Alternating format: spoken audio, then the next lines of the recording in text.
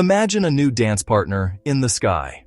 If a small near-Earth object were to be gently captured by our planet's gravity, moving into orbit to become a temporary second moon, our world would look and feel different for a time.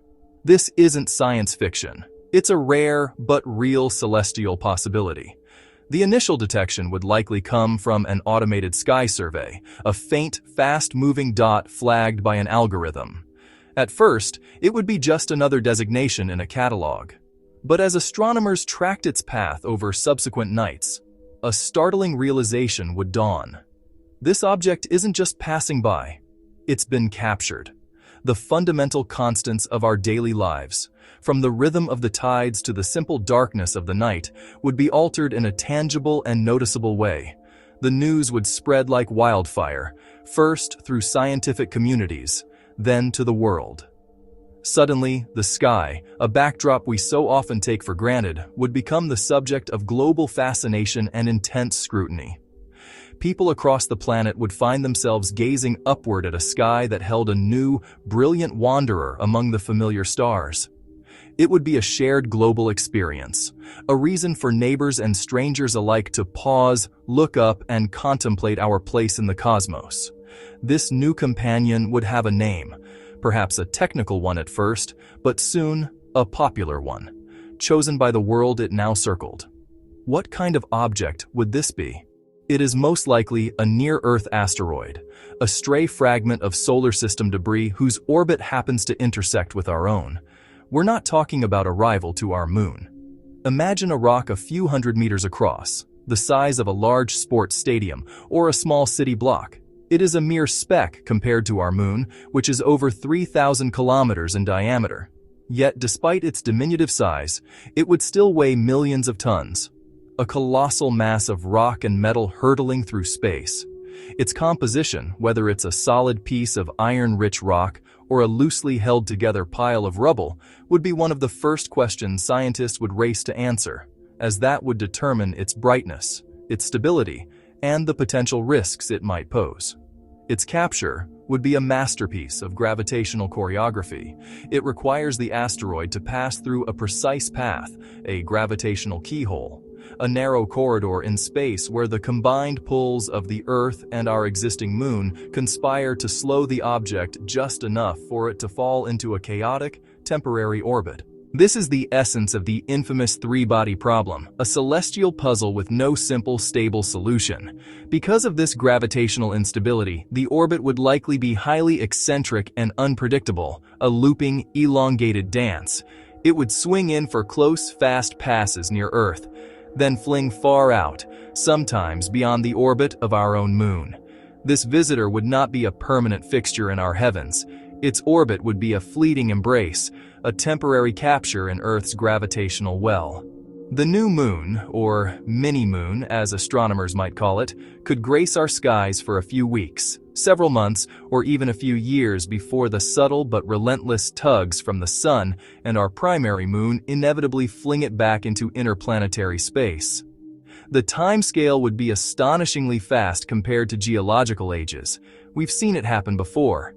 An object designated 2006 RH-120, a tiny asteroid only a few meters across, orbited Earth for about a year before being ejected. It was a dress rehearsal for a much larger, more visible event.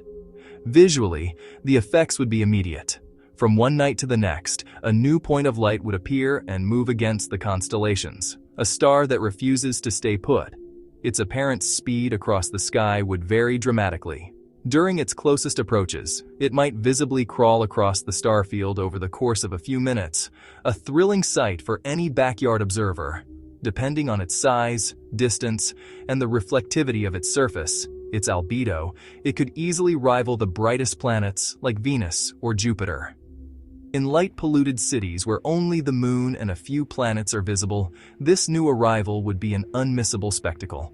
Its phases, determined by its position relative to us and the Sun, could cycle over mere days rather than the familiar weeks of our moon, rapidly waning from a brilliant full dot to a faint crescent and back again. On clear, dark nights, two sources of moonlight would create faint, double shadows and unfamiliar, shimmering patterns on the surface of water and across snowy landscapes. The quality of night itself would change.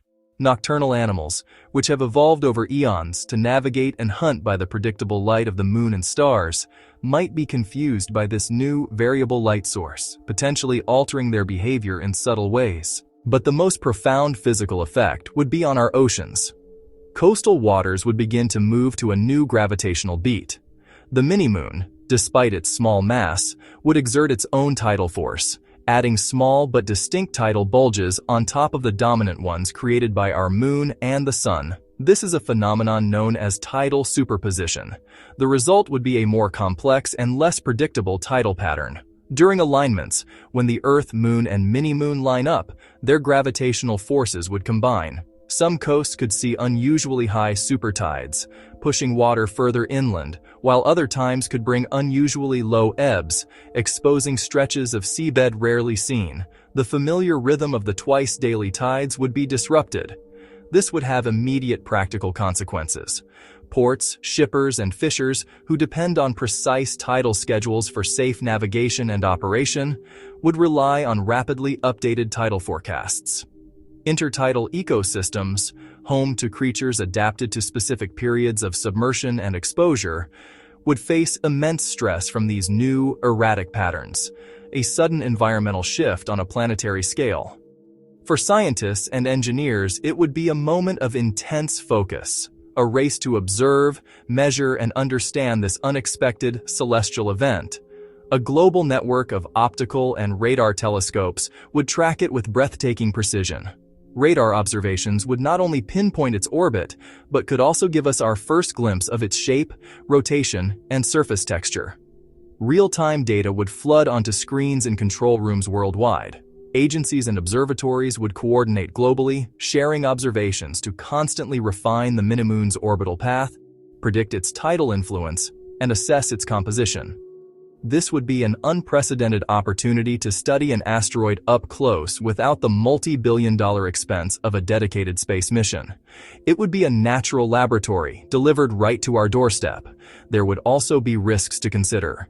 If the mini-moon is a rubble pile asteroid, tidal forces during close passes to Earth could gently pull it apart, causing it to shed fragments. This debris would follow a similar orbit, creating a new stream of meteoroids. When Earth's path crossed this stream, it could spark spectacular and unusually intense meteor showers, lighting up the night sky with hundreds or even thousands of shooting stars per hour. While most of this debris would be sand grain-sized and harmless, larger pieces could survive to enter our atmosphere.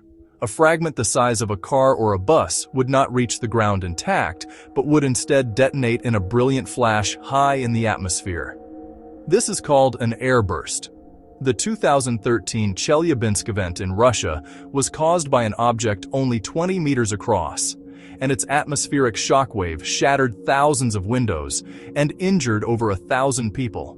Therefore, if tracking showed a fragment on a collision course with a populated area, public warnings would be crucial. The primary danger wouldn't be from a direct impact, but from the powerful shockwave. Safety guidance would be clear and direct. Stay away from windows, which could shatter and become projectiles, and shelter in interior rooms or basements until the danger has passed. The human response would be as complex as the orbit itself. The event would dominate news cycles and social media.